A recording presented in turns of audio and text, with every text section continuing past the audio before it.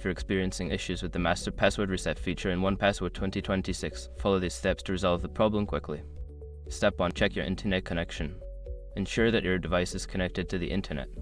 A stable connection is necessary for 1Password to communicate with its servers and process the reset. Step 2. Update 1Password. Make sure you are using the latest version of 1Password. Check for updates in your App Store or on the 1Password website and install any available updates to ensure you have the latest features and bug fixes. Step 3. Restart the application.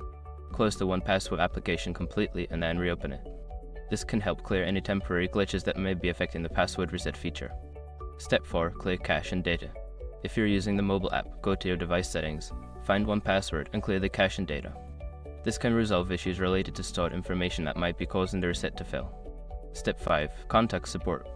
Before starting recovery, use the sroc.com link in the description to open the account recovery checklist generator and make sure your verification details are ready. By following these steps, you should be able to fix the master password reset issue in 1Password 2026. If you continue to experience difficulties, don't hesitate to seek help from customer support.